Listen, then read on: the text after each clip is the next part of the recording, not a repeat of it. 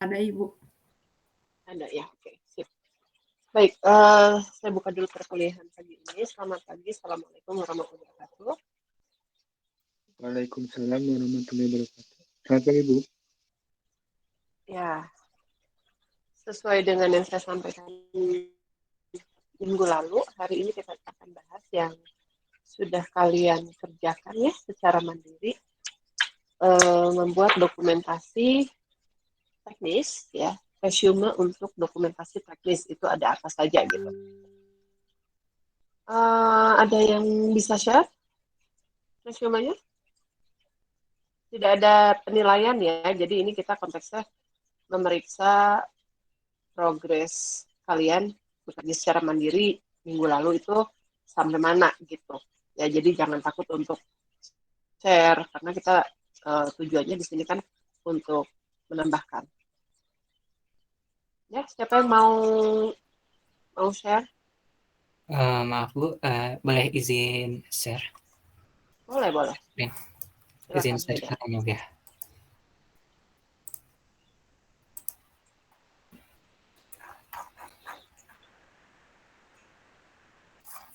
Nah, apakah sudah terlihat Bu? Ada. Untuk Haidar, resumnya baru buat segini Bu, soalnya masih bingung juga sama materinya. Oke. Tolong digedein sedikit ya view-nya, kurang jelas. Nah, oke, dokumentasi, teknik sistem, terus teknik dokumentasi sistem. Oke.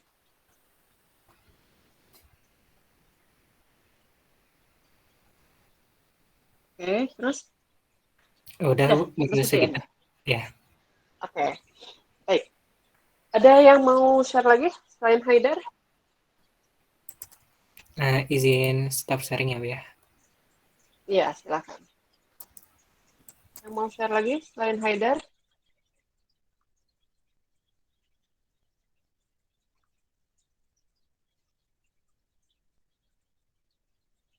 Dari kelas 1A, Aurel.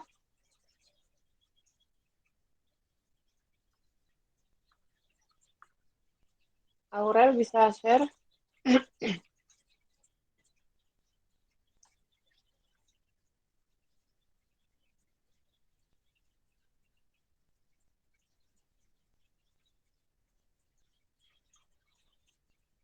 Aurel ada? Di sini ada, tapi tidak nyaut. Dari kelas 1A siapa? Ananta?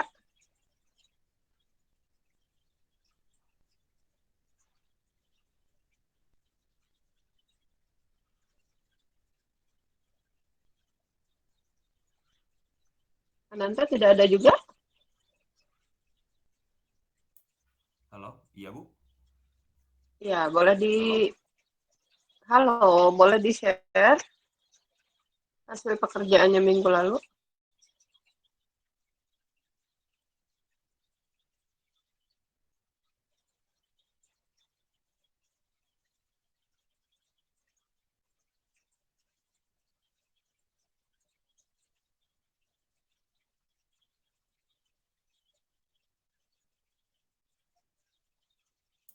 Kalau saya belum ditulis Bu kemarin, baru dibaca-baca aja.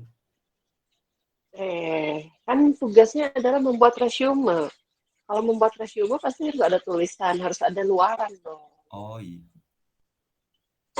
Kamu baca apa? Apa yang bisa kamu sharing dari hasil bacanya?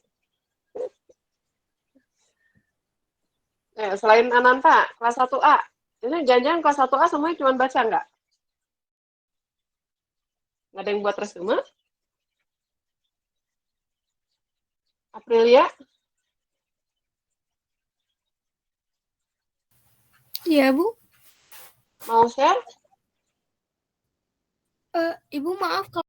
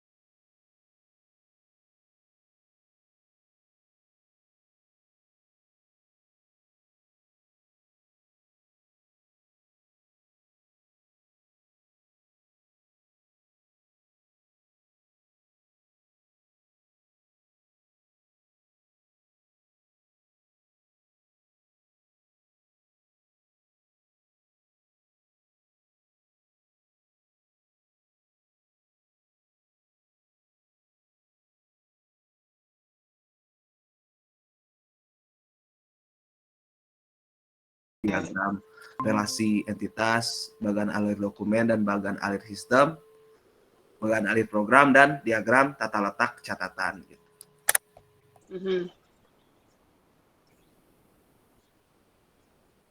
Baik. Itu aja sih, Bu. Bentar ya. Baik. Bentar, saya mau share. Nah,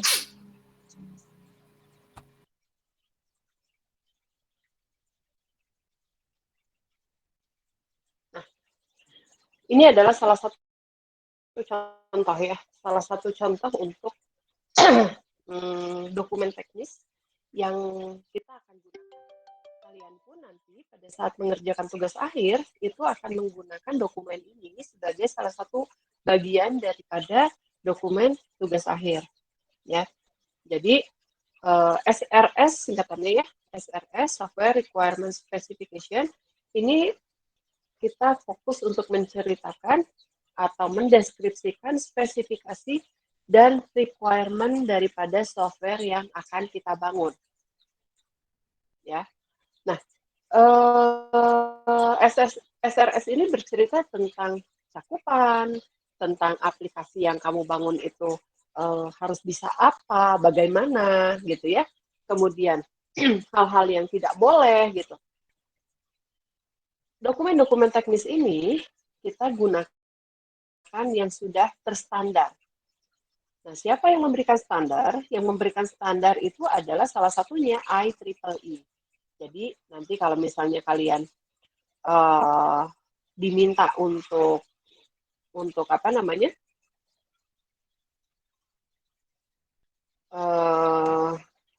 Untuk mencari dokumen, ya, kalian bisa refer atau mencari ke ini source-nya itu di IEEE. Segala sesuatu tentang electrical engineering, ya, segala sesuatu tentang keteknikan itu ada di IEEE. Jadi namanya dokumen itu kita nggak bisa buat sendiri gitu ya. Kita iniin sendiri gitu, kita create sendiri, semuanya pasti ada dasarnya. Gitu. Nah, saya ingin bercerita dulu. Adakah yang udah punya bayangan tentang tahapan apa aja sih yang kita lakukan ketika kita mau membangun sebuah sistem? Ada yang udah punya bayangan? Mungkin kan kamu udah lewat satu setengah semester ya, ada mata kuliah project juga gitu ya. Jadi kita elaborasi semua pengetahuan dari mata kuliah lain di mata kuliah ini gitu ya. Oke, tahapan untuk membangun sebuah sistem atau aplikasi apa aja? Kalau dari Haidar, identifikasi permasalahannya dulu. Oke. Identifikasi. Terus? Kenali dulu permasalahan yang pengen diatasinya, Bu. Ya, itu masuk ke dalam tahap identifikasi ya. Terus? Ya. Permasalahan. Pembuatan ide, Bu. Pembuatan ide untuk memecahkan masalahnya. Terus apa namanya? Ya. Terus istilahnya apa ya? Dipecah-pecah.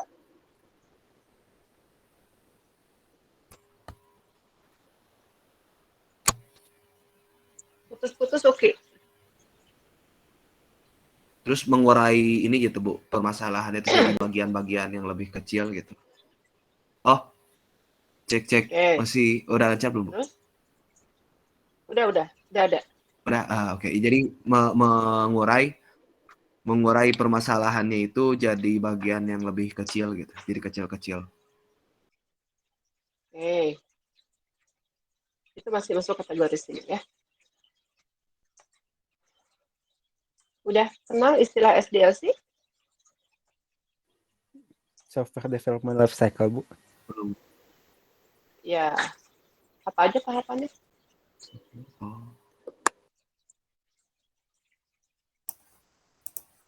Apa aja tahapannya? Planning. Ada planning, analysis, design, Design. development, Analysis. testing, and integration, terus maintenance. Oke, satu-satu. Analisis, desain, kemudian Development, terus testing and integration, maintenance. maintenance.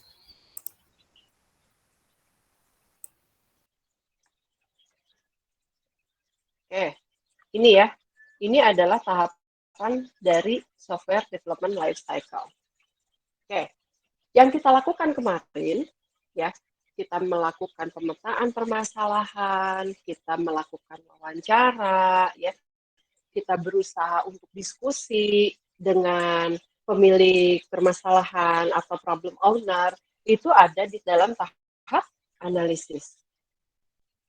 Ya, jadi di dalam tahap analisis itu ada kegiatan apa aja? Ada kegiatan wawancara, kemudian pada intinya di dalam tahapan analisis ini kita melakukan yang namanya information gathering di tahapan analisis.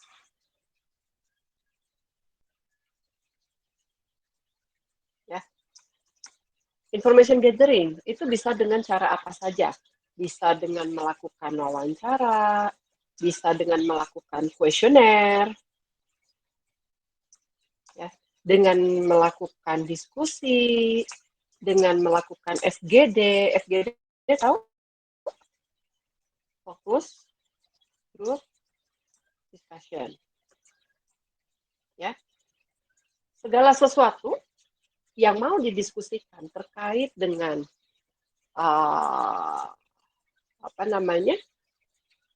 permasalahan yang existing dan usulan daripada solusi untuk menyelesaikan masalah tadi, itu kita diskusikan di tahapan analisis.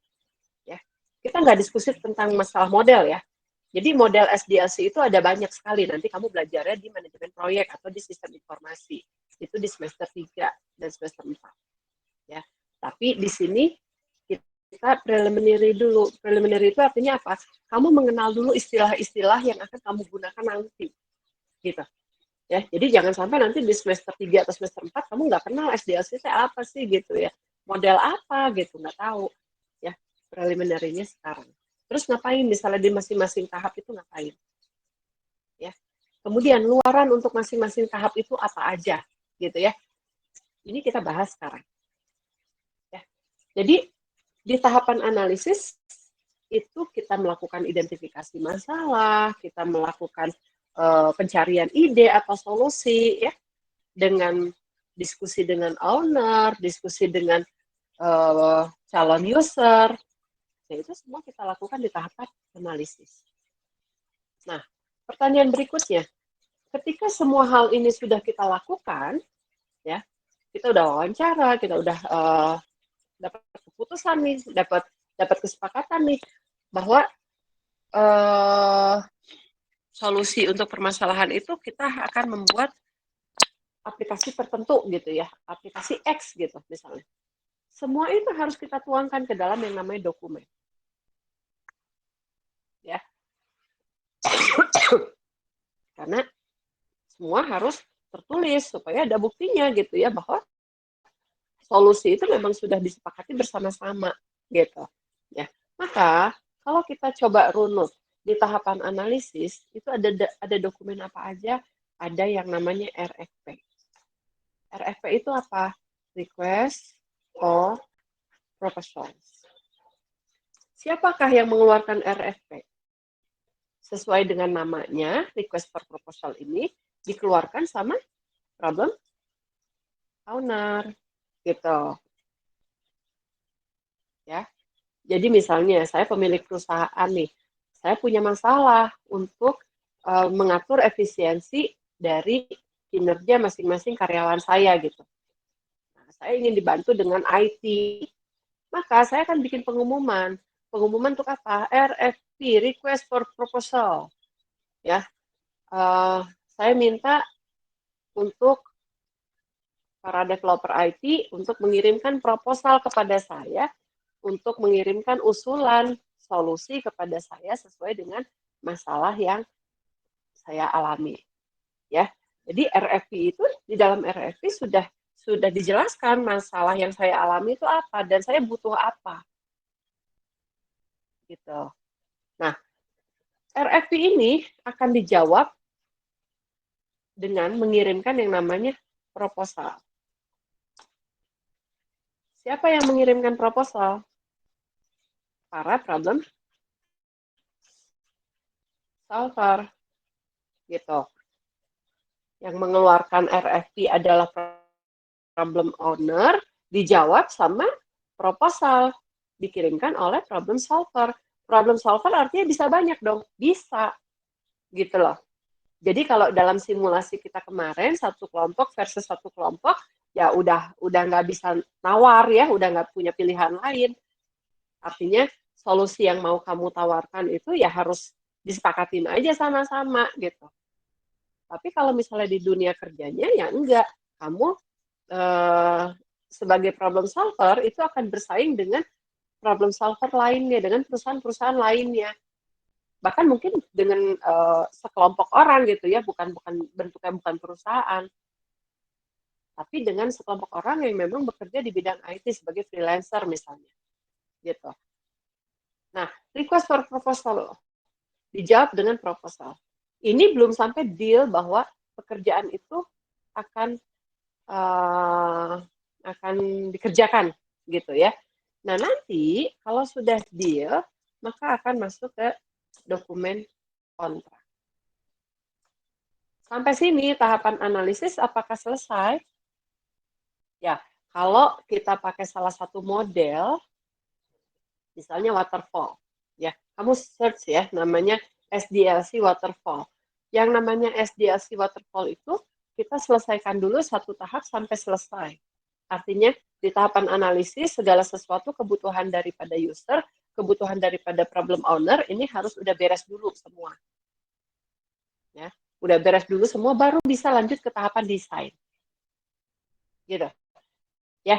Jadi luaran berikutnya setelah kita deal nih ya, kita deal nih antara problem owner dengan problem solver, kita deal solusi yang ditawarkannya apa, aplikasi tertentu gitu ya. Maka berikutnya yang dikeluarkan adalah atau luaran daripada dokumennya adalah yang kita sebut sebagai SRS tadi. Software Requirement Specification. Nah, ini SRS. Ya. Jadi, tahapan kalian kemarin melakukan simulasi untuk menggambar desain ya, itu belum masuk ke tahapan desain sebetulnya, masih di tahapan analisis. Itu yang harus disepakati sama si problem owner. Ini tampilannya kayak gini ya, setuju nggak gitu ya? Nanti orang harus login atau enggak. Ya, nanti user itu akan dibagi menjadi berapa? Ada user umum yang bisa melihat fitur A, B, C, ada user VIP yang berbayar, bisa lihat A, B, C, D, E, F, G. Nah, itu semuanya digambarkan masih dalam bentuk oret-oret atau masih dalam bentuk desain kasar. Ya. Itu udah sepakat kemarin. Maka berikutnya kita akan lanjut ke tahap berikutnya. Ya, tahap berikutnya adalah mengenal dulu dokumen-dokumen teknis yang mau nanti kamu isi gitu. Ya. Diisinya dengan apa? Ya diisinya dengan kebutuhan problem owner yang sudah kamu sepakati. Kan udah sepakat ya mau solusinya apa gitu. Nah, salah satu dokumen yang mau kita pakai adalah SRS ini. Ya, SRS ini ada di bagian analisis. Gitu. Sampai sini ada pertanyaan? Kalau ada pertanyaan boleh langsung nanya ya. Jangan bingung.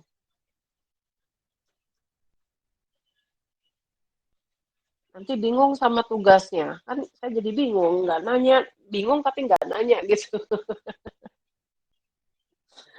Jadi gitu ya, kalau misalnya kamu bingung sama tugas ya, mungkin nggak paham apa yang dimaksud gitu ya, itu harus langsung tanya gitu. Karena gini, dosen kamu tuh bukan orang yang bisa membaca pikiran, ya. Apalagi kan kita nggak lihat wajah satu sama lain, kita nggak tahu nih ngomong nyampe apa enggak gitu. Beda dengan di kelas live gitu. Kalau di kelas live masih bisa lihat lah mimik-mimik yang bingung, mimik-mimik yang ngerti gitu ya, masih bisa kelihatan. Tapi kalau kayak gini kan nggak bisa. Nah, sehingga kalau bingung itu ya harus dioptimalkan untuk bertanya gitu supaya tidak berketerusan gitu loh. Oke, ada pertanyaan?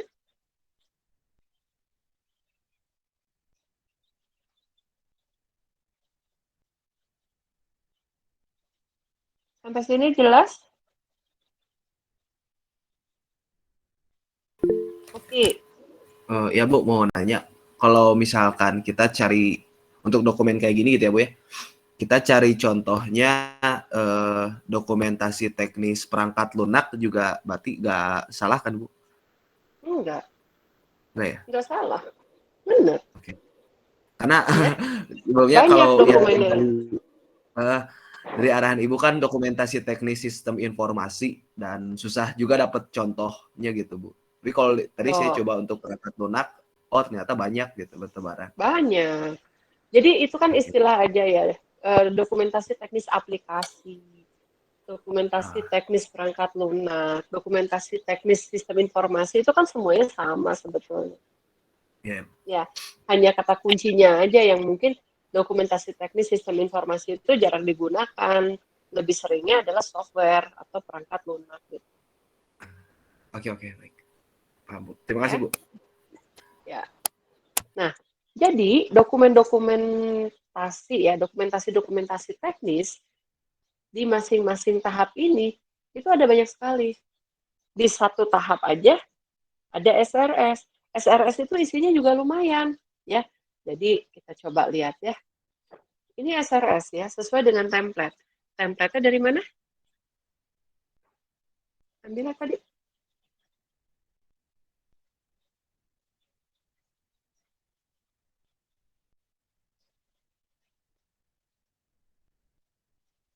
Ya, ambil template dokumen dari mana? Tadi saya sudah menyebutkan dari mana coba. IEEE Ibu. Yang Iya. IEEE itu Bu.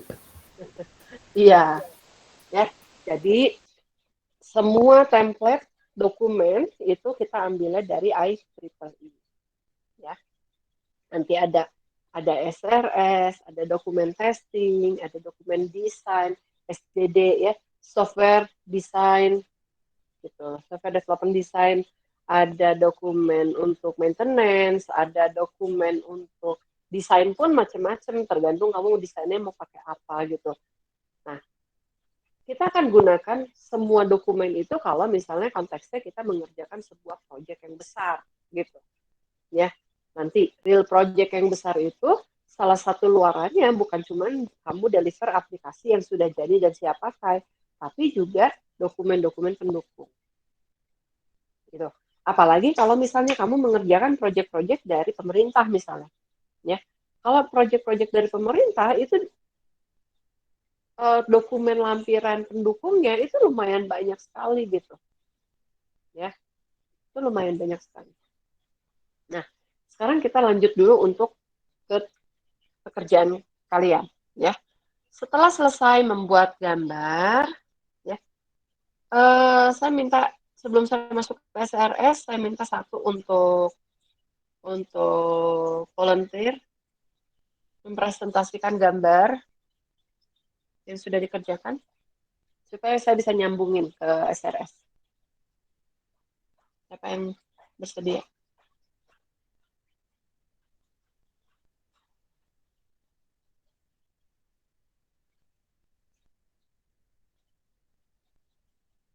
Ada yang bersedia untuk mempresentasikan?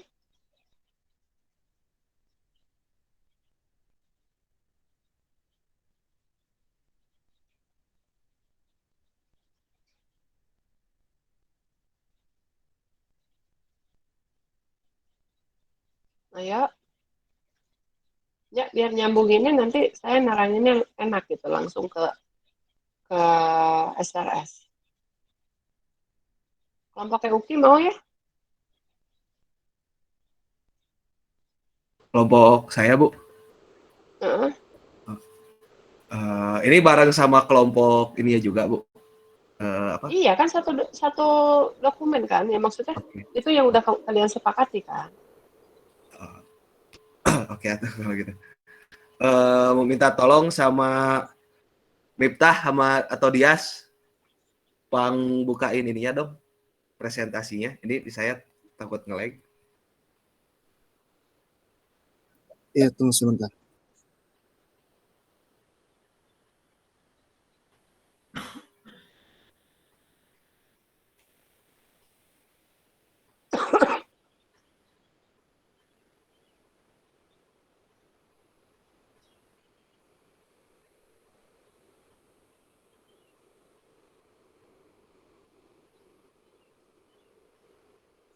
Ya sambil nunggu jangan lupa absen ya.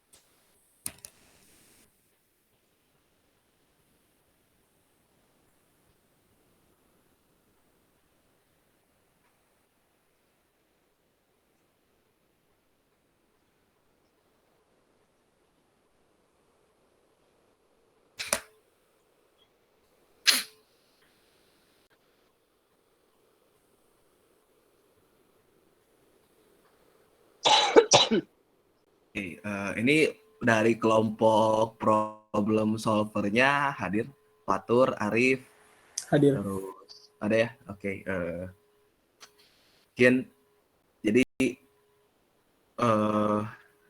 saya ini dari kelompok sebagai problem owner ya, problem owner di mana kami ini sebagai problem owner adalah sebuah apa namanya perusahaan di bidang teknologi edukasi itu hendak membuat sebuah produk aplikasi learning management system, dan si aplikasinya sudah ada. Jadi yang kami konsultasikan kepada kelompok konsultan ini Oke. itu bagaimanakah cara yang tepat dan efektif untuk bisa memasarkan produk aplikasi learning management system dari perusahaan kami ini gitu. Dan dihasilkanlah sebuah keluaran di mana kami merumuskan bersama konsultan bersama tim konsultan itu rencana-rencana untuk pemasaran dan juga apa aja sih peluang-peluang yang bisa dimanfaatkan untuk memasarkan produk kami ini gitu. Mungkin bisa bareng juga dijelaskan sama perwakilan problem solver gitu. Dari sini. Boleh dijelaskan ya? Oke, boleh. Jadi seperti yang tadi Uki bilang, jadi keluaran kita itu bukan seperti mock-up gitu ya, Bu. Jadi lebih ke arah argumen, statement untuk membantu developer dalam mengembangkan bisnisnya. Seperti itu.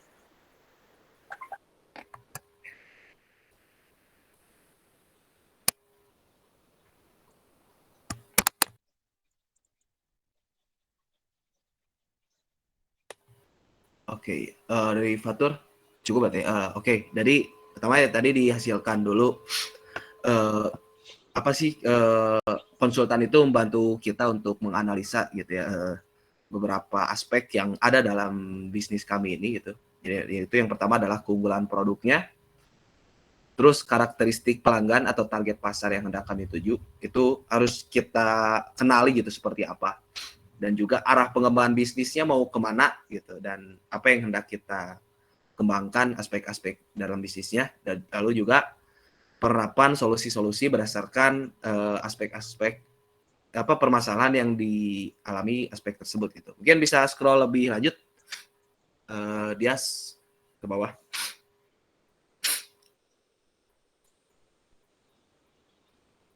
Jadi ya seperti tadi udah jelaskan. Terus Dias ke ini ya, profil anggota kelompok.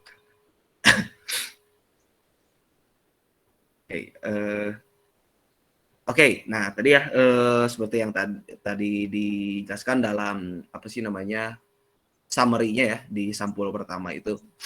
Jadi salah satu yang perlu kita perhatikan adalah keunggulan produk dan bisnis dari perusahaan kami ini ya, yaitu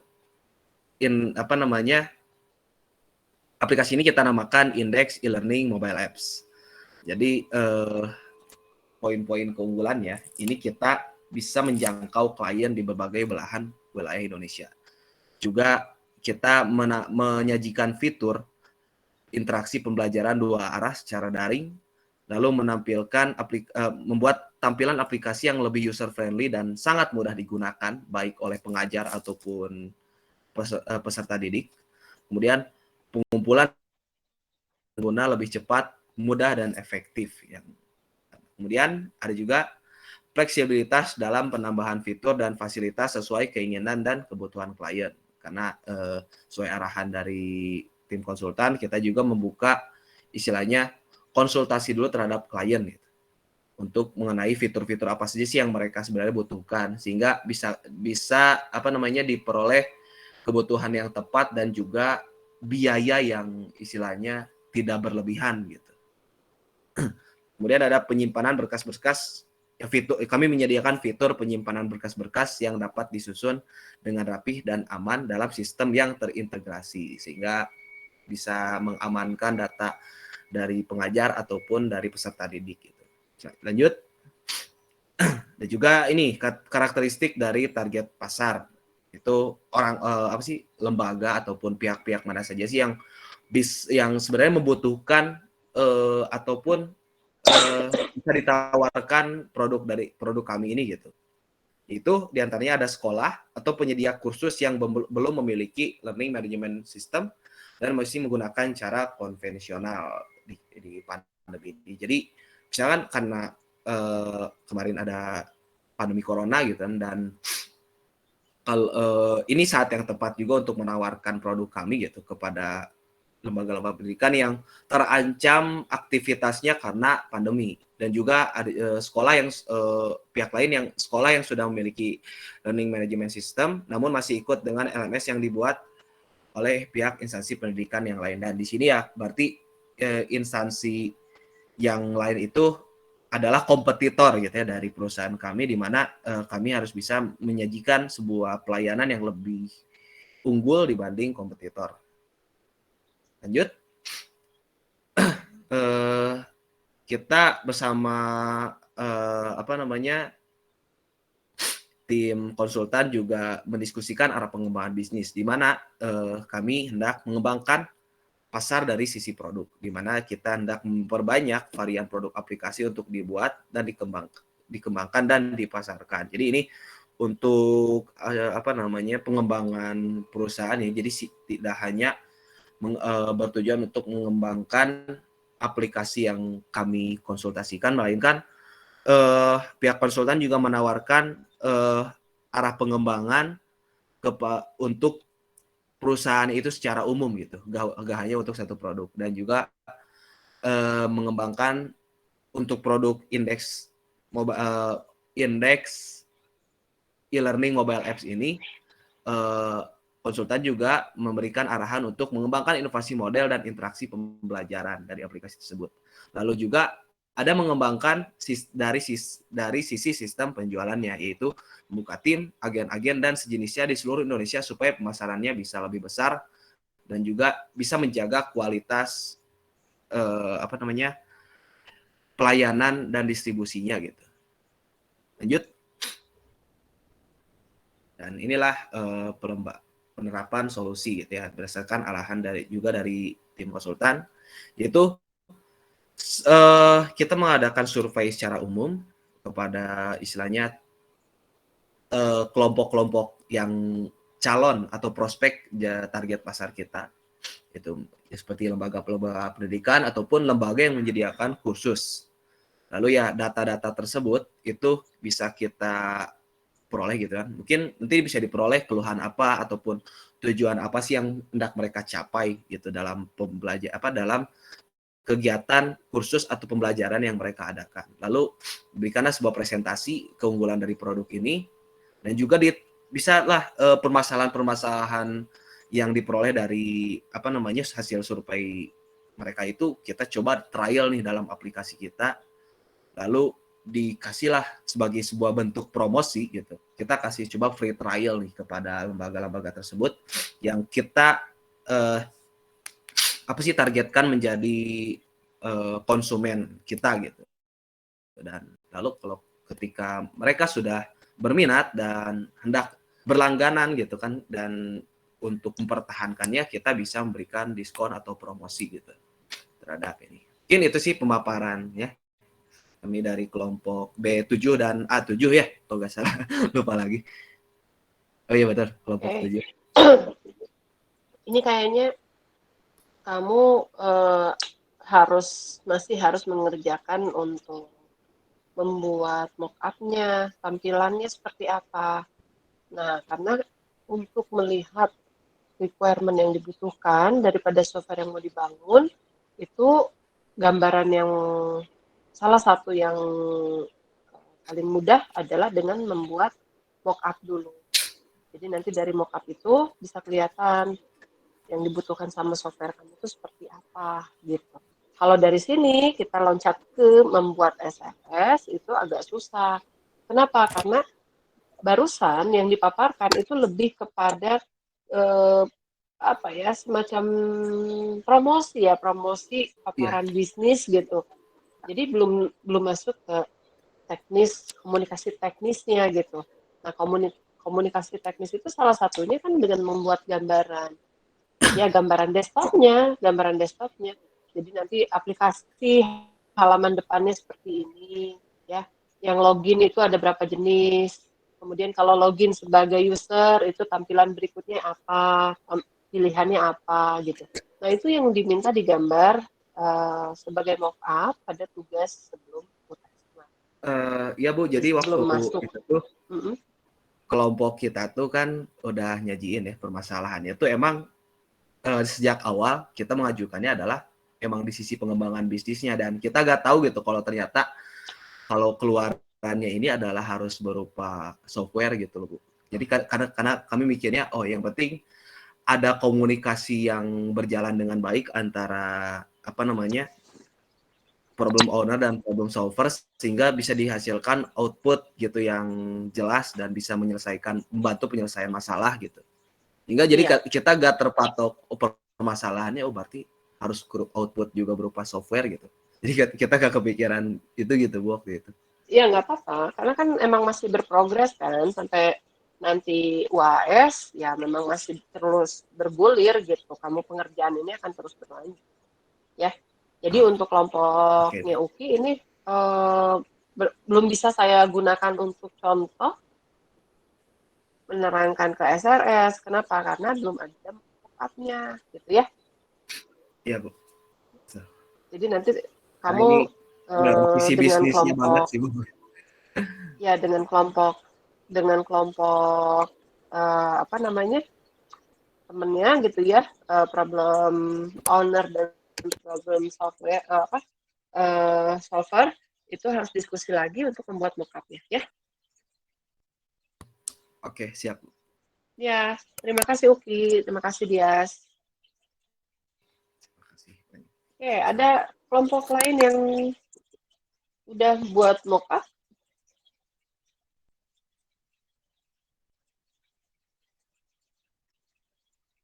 Yang bisa saya gunakan sebagai contoh.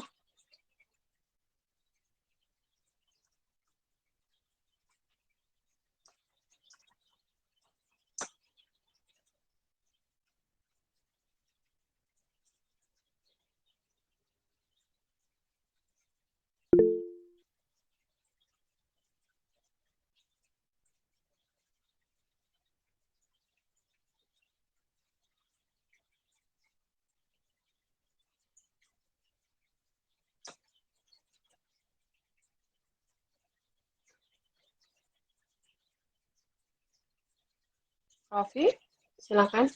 Ya Bu, izin untuk menampilkan mockup dari kelompok saya, Bu. Izin saya screen, Bu.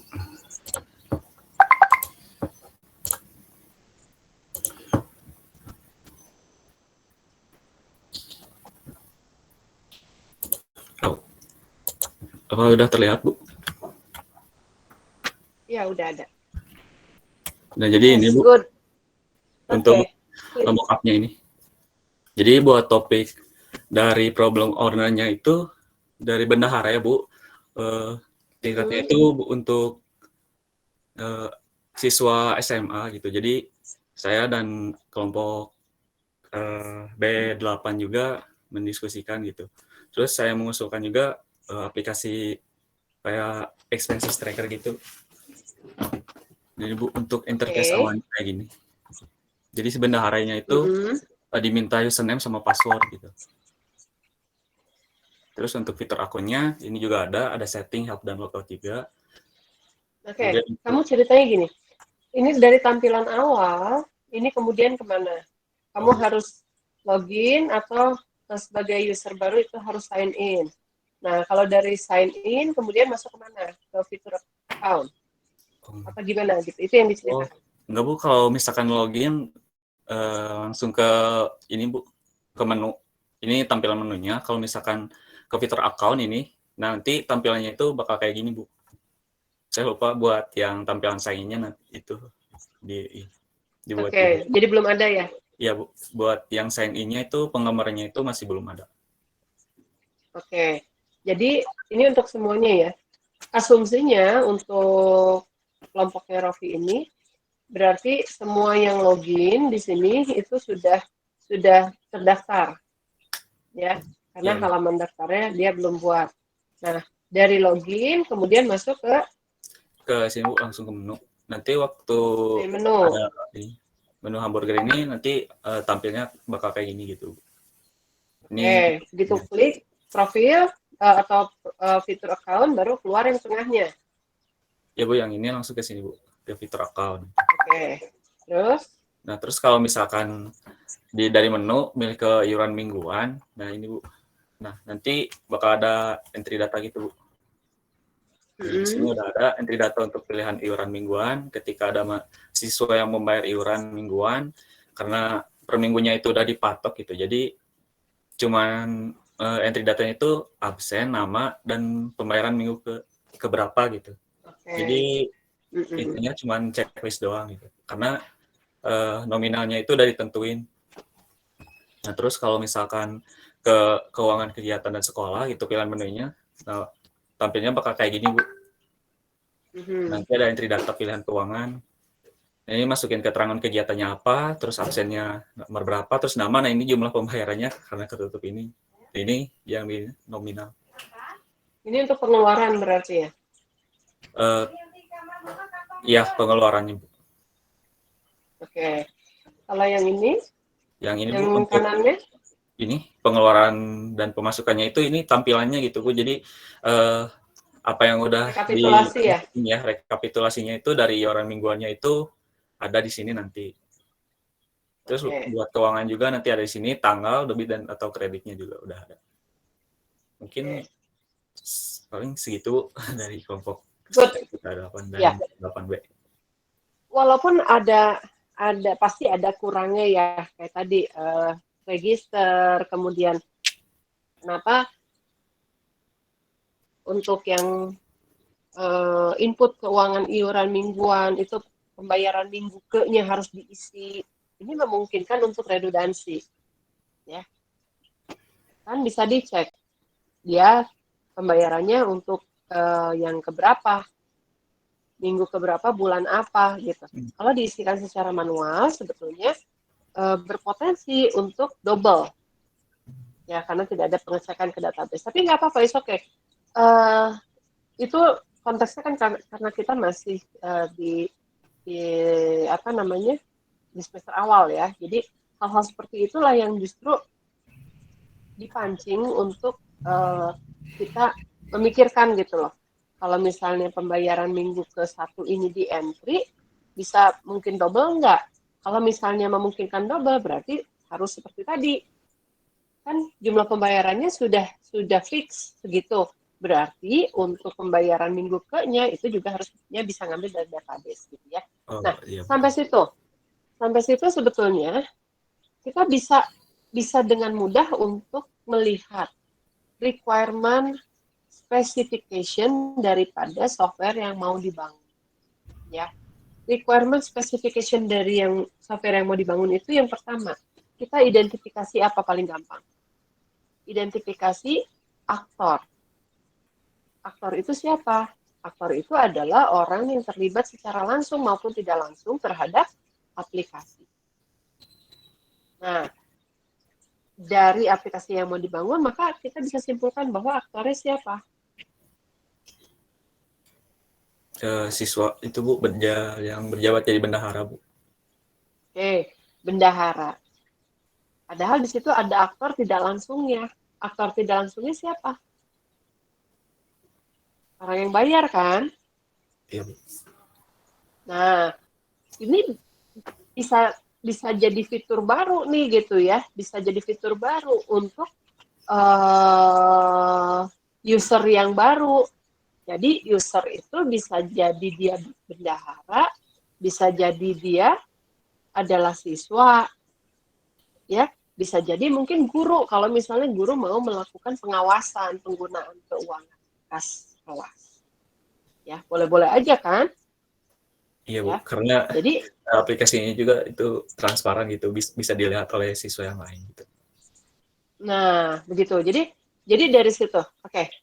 Udah, ini semuanya perhatikan baik-baik ya, yang barusan dipresentasikan sama Rofi.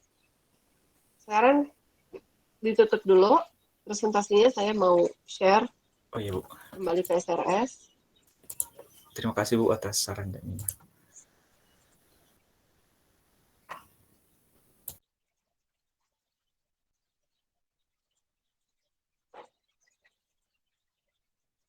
Bentar ya.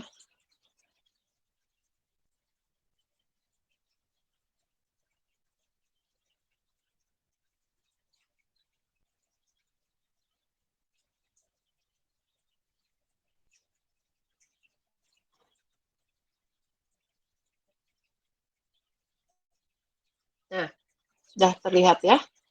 Maka ketika kita masuk ke SRS ya, ini diisi software requirement specification untuk project apa? Untuk project apa tadi namanya, Rofi? Pencatatan keuangan.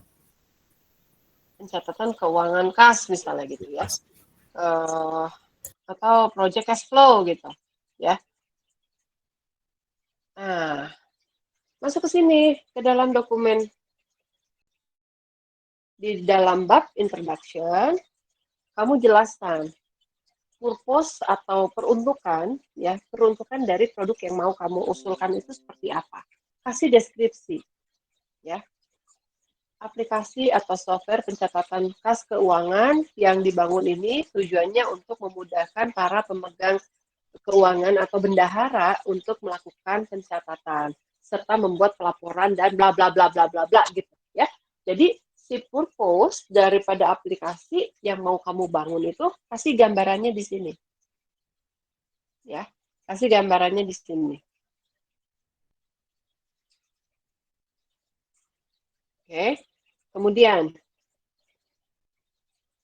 kalau menggunakan standar tertentu, ya, standar tertentu, misalnya kalau ada aturan yang mau diadopt, misalnya pakai pajak gitu ya, pajaknya kita menggunakan aturan yang pajak 11% misalnya, maka kita tuliskan di situ. Selama aturan-aturan tersebut memang akan berpengaruh terhadap si requirement daripada software. Tapi kalau tidak, maka itu bisa dikosongkan. Ya. Nah, berikutnya audience. Audience dari dokumen kita, ya, dokumen SRS ini siapa? Itu jelaskan. Problem owner. Ya, problem owner itu siapa aja misalnya. Kalau bentuknya perusahaan, maka kita harus identifikasi aplikasi yang menggunakan dia adalah developer misalnya, ada project manager, ada marketing staff, ada tester dan seterusnya ya. Karena SRS ini adalah panduan seorang developer untuk membangun sistem yang kamu analisa. Ya. Jangan lupa SRS itu adalah luaran dari tahapan analisa. Maka kalau kamu berperan sebagai seorang analis, maka hasil analisa kamu, hasil analisis kamu itu kamu cantumkan di sini, kamu kasihkan ke developer gitu. Nah, developer akan membangun sistem atau membangun aplikasi sesuai dengan yang kamu tulis di sini. Ya. Nah, berikut ya, deskripsi. Deskripsi tentang apa? Tentang cakupan daripada produk. Kalau kita bicara cakupan daripada produk, maka kita akan fokus kepada produk kamu itu bisa apa. Ya, bukan yang tidak bisa. Ya, tapi produknya kamu bisa apa. Ya. Contohnya, produk ini bisa membuat laporan personal atau tidak? Misal, saya jadi tahu nih di kelas 1A, Rofi udah bayar berapa uang kasnya. Bisa nggak saya lihat personal? Bisa sih harusnya Bu, soalnya Nah, saya tuh pikirnya tuh buat dari login gitu. Kita dari pihak problem solvernya itu udah ngasihin username sama passwordnya buat itu. Terus yang lainnya buat yes. itu. Jadi artinya gini, saya sebagai bagian daripada individu di kelas, itu saya jadi bisa tahu teman saya si A belum bayar berapa bulan, si B udah bayar berapa bulan. Apakah setransparan itu? Kalau iya, berarti di dalam produk scope-nya itu kamu tulis di situ. Ya. Di dalam produk scope itu artinya kamu tuliskan si software yang dibangun itu harus bisa mengelola login untuk misalnya si siapa namanya tadi, si bendahara gitu ya, si wali kelas, kemudian si apa namanya, pembayar ya, pembayar uang kas atau teman-teman di kelasnya. Ya. Kemudian dia juga harus bisa memvalidasi. Memvalidasi apa? Kalau misalnya si anak ini ternyata apa namanya, dia udah naik kelas gitu, sehingga pecah kelasnya, itu bisa nggak digabungkan kembali gitu? Kebayang nggak maksud saya? Kalau misalnya ini digunakan di SMA nih ya, di SMA itu ada 10 kelas, atau nggak usah di SMA deh, di kamu kelas A dan kelas B, ya. Kalau di kelas kita kan kamu nggak akan pernah berpisah kan, sampai nanti kelas 3 ya, kamu akan teman-teman sekelasmu ya itu aja.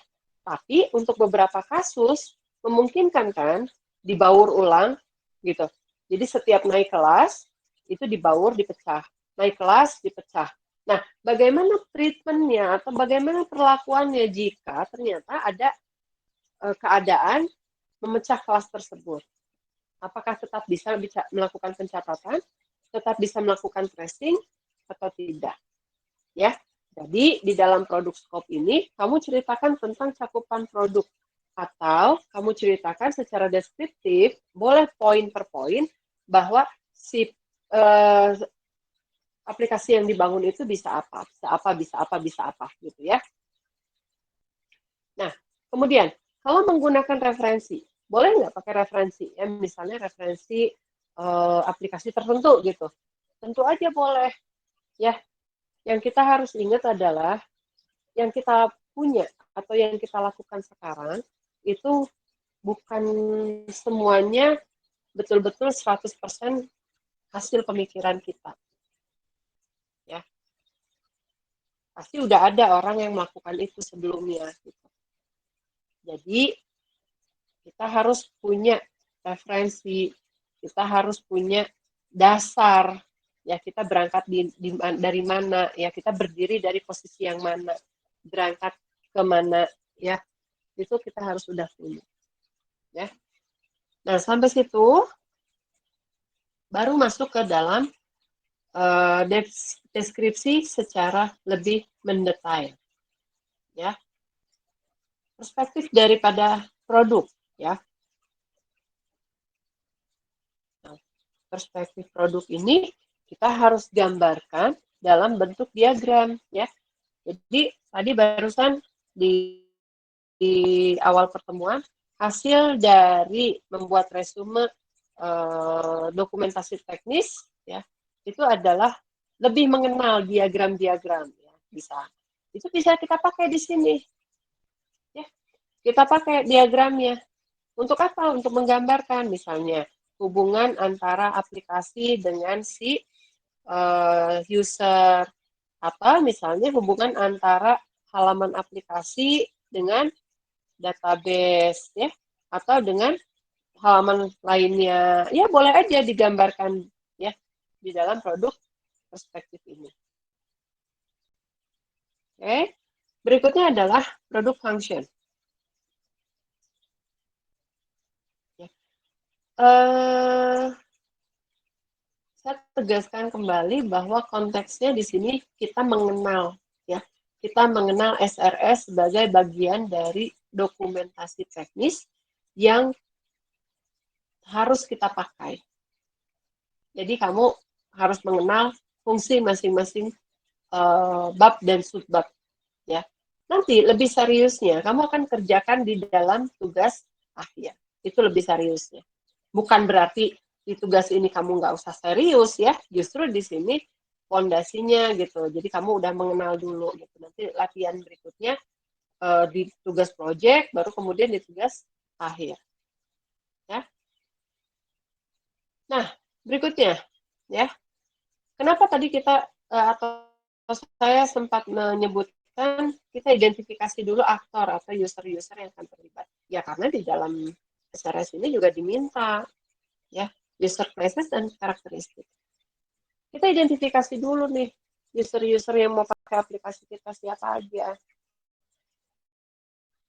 gitu, ya. Si bendahara tuh bisa apa? Dia ngapain aja?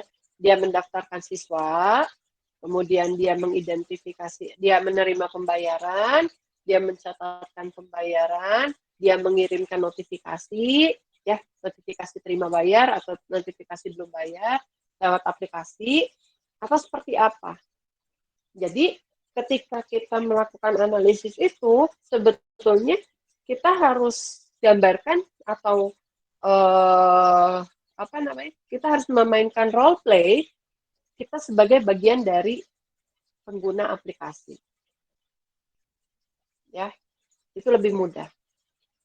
Jadi kalau misalnya kita mau menjadi seorang user sebagai seorang bendahara, kebutuhan dari seorang bendahara itu harus kita bisa identifikasi dan kita wujudkan menjadi bagian daripada fitur. Ya. Demikian juga kebutuhan daripada para pembayar uang kas itu juga harus kita identifikasi.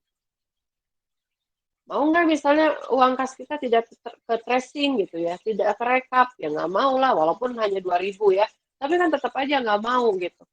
Ya pengennya lebih jelas lah, ya kalau pengen lebih jelas, kamu sebagai seorang user, kamu butuh apa gitu. Ya. Makanya kenapa diminta kalian ketika mengerjakan itu lakukan secara grup kecil antara problem solver dengan problem owner supaya bisa mendiskusikan gitu loh. Ya, lebih detail lagi.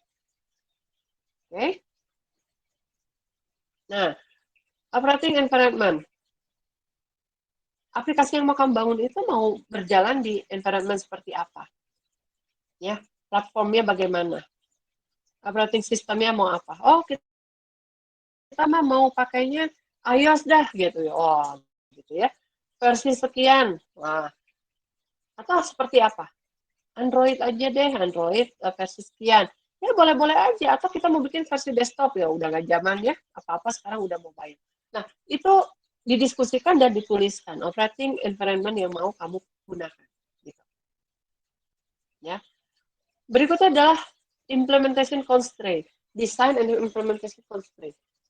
Nah, kalau di atas kita berbicara tentang aplikasi ini bisa apa, ya, bisa apa, bisa apa, bisa apa. Kalau di sini ini kita berbicara tentang keterbatasan daripada aplikasi. Ya, keterbatasan dari aplikasi itu macam-macam, bisa di-trigger dari internal, dari keadaan di organisasi, atau misalnya di-trigger daripada eksternal. Di-trigger daripada eksternal itu contohnya misalnya ada aturan pemerintah misalnya gitu ya, ada regulasi tertentu gitu. Nah, itu yang harus diperhatikan. Jadi contoh nih ya, tadi kita pengen ada asas keterbukaan gitu ya. Ada asas keterbukaan daripada aplikasi kita. Nah, oke lah, kalau uang kas mungkin boleh-boleh lah gitu ya, pakai asas keterbukaan. Tapi ketika misalnya aplikasi ini diadopsi pencatatan keuangannya untuk di koperasi misalnya gitu. Di koperasi sebagai pencatatan tabungan. Jadi orang lain bisa tahu nih, ini saya melanggar nggak, melanggar peraturan nggak gitu. Atau melanggar hak asasi nggak gitu. Atau berpotensi untuk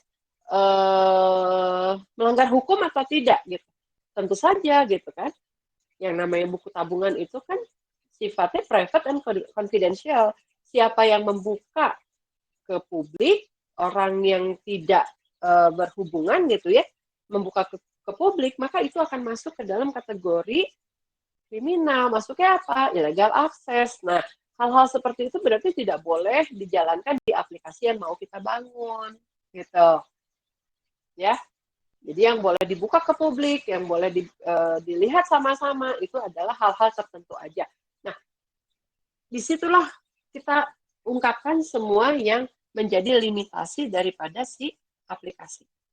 Ya, di sini. Ada pertanyaan atau tidak?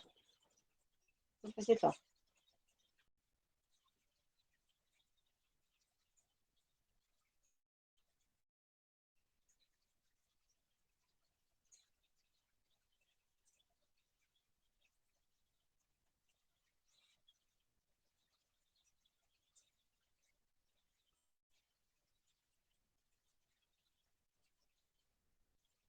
Untuk kelompok Rofi, ada pertanyaan apa tidak?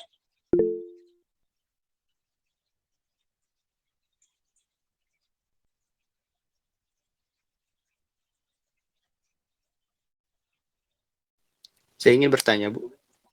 Ya. Jadi ini kan kita merancang dulu ya, Bu, sampai detail itu ya, Bu. Ada OS, ada.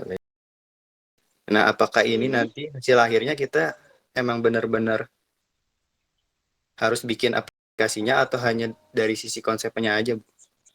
Enggak dong. Kamu buat aplikasi, tenang aja, nanti ada masanya itu di proyek. Kalau di mata kuliah ini kan tidak sampai situ. Di mata kuliah ini kan mata kuliah dasar komunikasi, ya. Jadi mulai dari komunikasi non teknis sampai komunikasi teknis, komunikasi verbal, non verbal, tertulis, ya, itu kita bahas di mata kuliah ini. Tapi kan kudu nyambung, makanya kenapa sebagai role play-nya adalah kalian diminta untuk membayangkan atau mendiskusikan membuat sebuah aplikasi gitu. Tidak usah, tidak sampai dibuat. Kan bukan mata kuliah project. Oh iya, baik, Bu. Terima kasih. Ya. Jadi di mata kuliah ini adalah kita berputar-putar di urusan bagaimana menjelaskan secara tekstual, bagaimana menjelaskan secara verbal, bagaimana menjelaskan secara gambar, ya. Itu di mata kuliah kita. Nah, supaya terarah, maka apa yang dijelaskan itu sudah spesifik berupa aplikasi atau software, gitu. Ya.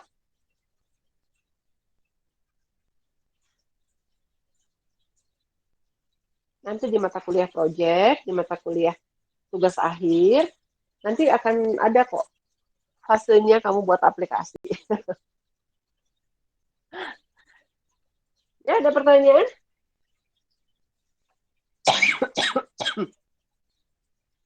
Ya. Oke, berikutnya ya, user documentation. Kalau membuat aplikasi,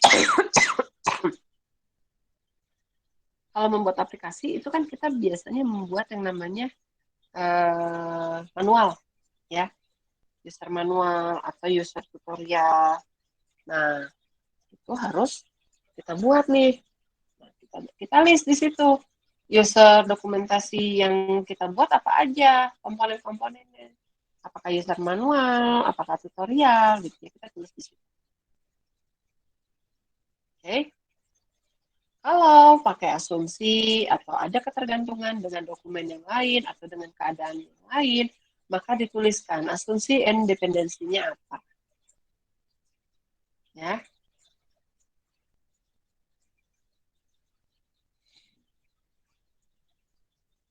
Oke, berikutnya external interface requirement. Kalau misalnya aplikasi yang kita bangun itu ada keterkaitan dengan interface yang lain, ya, yang eksternal, maka kita tuliskan juga di sini. Tapi kalau misalnya tidak ada, tidak perlu diisikan, ya. Jadi fokus kita adalah sebenarnya di sini aja di bab 1 dan bab 2.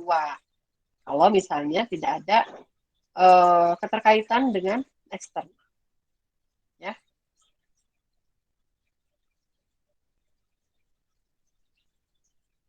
Nah, berikutnya adalah sistem fitur. Sistem fitur itu kita bicara tentang fungsional. Salah satunya adalah tentang functional requirement.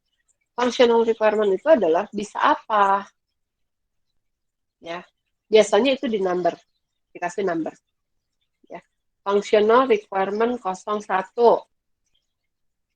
Ya, kita fokus ke pekerjaannya Rofi tadi. Functional requirement 01. Itu harus apa kira-kira, Rofi?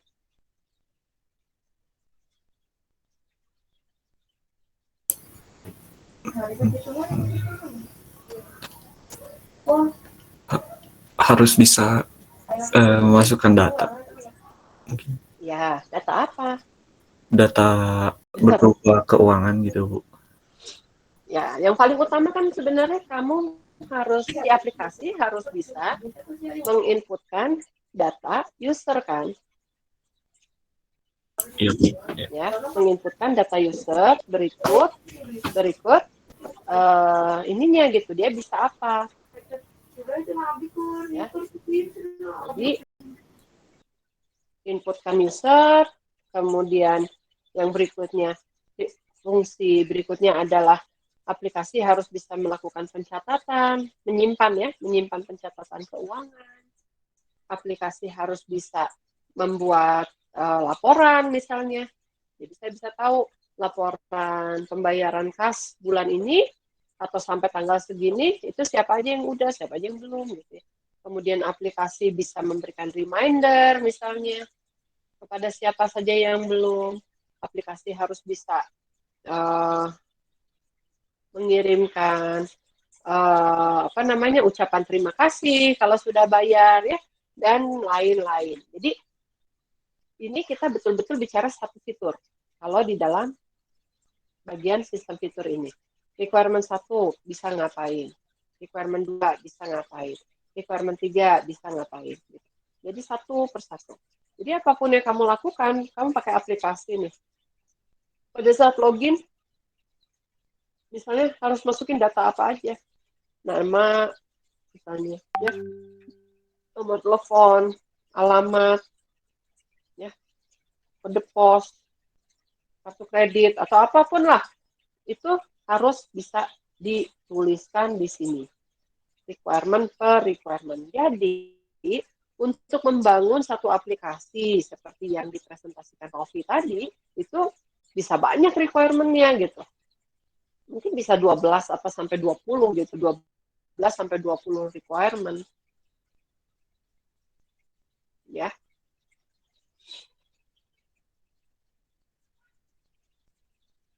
Nah, ini yang non-functional requirement. Yang non-functional requirement itu lebih kepada kita berbicara tentang performance, ya. Performance itu mulai dari kita login sampai kita menginputkan data, dia loadingnya berapa lama gitu. Cepat apa enggak? Ya, itu menjadi bagian dari performance requirement. Safety requirement. Bisa nggak dibobol gitu? Ya, kebayangkan kalau misalnya data perbankan aja gitu. Dia mempunyai safety requirement yang kurang bagus gitu. Ya, pasti bahaya gitu ya untuk data-data banking kita. Ya, security requirement dan seterusnya. Ya. Oke. Sampai situ kita fokus untuk bagian 1 dan 2 dulu. Untuk semua kelompok.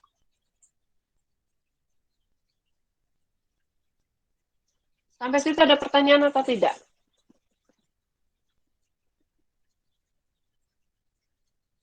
Kalau kelompok yang lain, misalnya masih ada yang belum selesai membuat mock-up, ya, mock-up itu seperti yang dipresentasikan sama Rofi tadi, ya. Walaupun yang Rofi juga belum lengkap, itu nanti bisa dilengkapi ya Rofi ya, dengan kelompoknya. Ya, baik Bu. Ya, jadi dari situ, dari mock-up yang sudah dibuat, berikutnya membuat yang namanya SRS.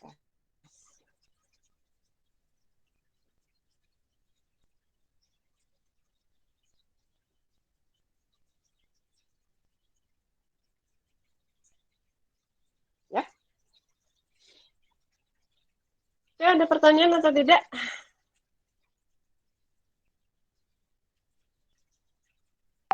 Kalau tidak ada pertanyaan, masih ada waktu 40 menit ya? Sampai jam 12 kan? Ada waktu 40 menit. Saya minta kalian kembali bekerja secara berkelompok, ya, baik problem owner dan problem solver, untuk kembali mengerjakan dan memperbaiki mock-up-nya dan mulai untuk mengerjakan SRS. Cukup jelas tugasnya? Cukup jelas Bu. Itu boleh saya minta itu apa? SRS dari Ibu. SRS. Ya. Ya, tadi dokumen bisa. yang tadi Ibu boleh Minta undang. dokumennya. Ya bisa. Baik Bu. Oke. Terima kasih Bu. Oke. Terima kasih banyak Bu. Ada lagi? Jelas ya? Maaf Bu, izin konfirmasi. Berarti kita melanjutkan tugas yang kemarin ya Bu ya? Iya, tugasnya itu nggak akan pernah beres sampai kamu selesai mata kuliah saya. Jadi, tugas itu akan kita gunakan terus sampai nanti menjelang UAS. Ya. Kan tadi udah dijelaskan, kenapa kita harus pakai tugas yang seputar IT, ya. Karena supaya gampang kamu nyari ininya gitu loh. Ya, cari gambarannya, bikin cakupannya itu supaya gampang.